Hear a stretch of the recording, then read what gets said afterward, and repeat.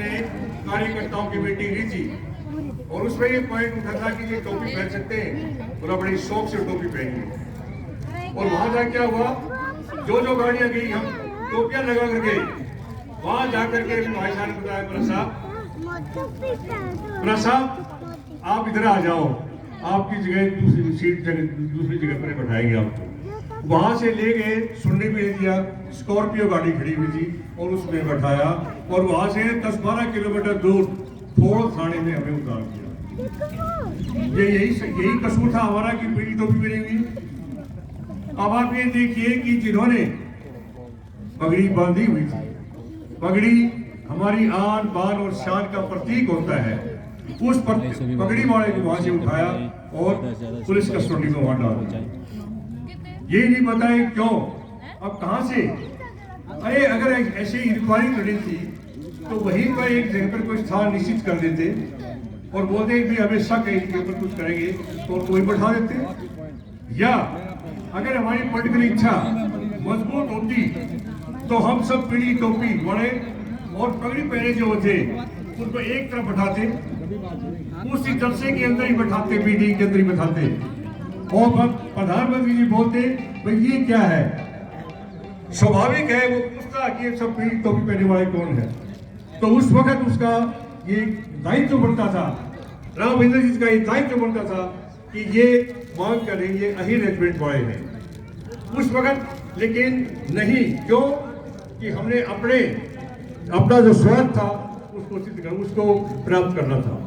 उसकी वजह से इतना बहिष्कार, वही नरेंद्र मोदी जो सितंबर 2013 में रेवाड़ी आए थे और वहां उनको इतना समर्थन मिला था एक्स सर्विसमैन को, और वही प्रधानमंत्री मोदी जी जब 16 फरवरी को यहाँ आए तो उन्होंने हमारे साथ एक्स सर्विसमैन के साथ ऐसा किया।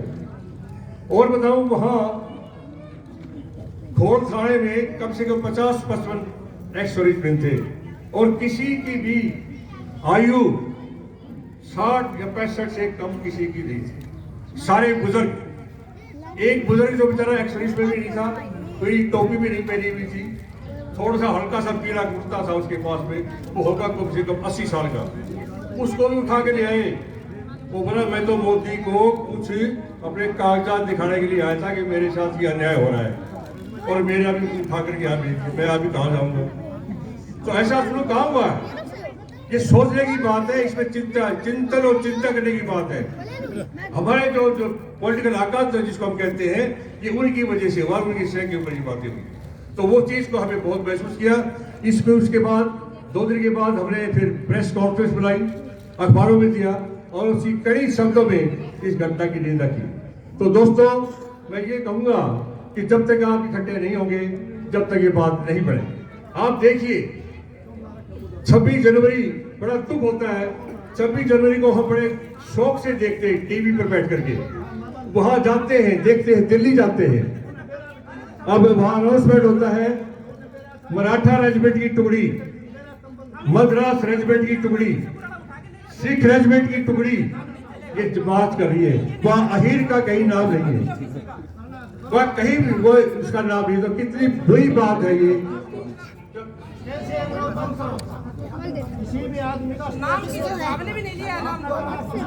सुनिए सॉरी, अगर किसी को की है तो ठीक है, अगर किसी को लगा तो मैं सॉरी अपने शब्द वापिस लेता हूँ। लेकिन ये है कि ये हमारी डिमांड है, इसको हम पीछे नहीं हटेंगे और आखिरी दम तक इस मांग को करते रहेंगे। बहुत बहुत धन्यवाद।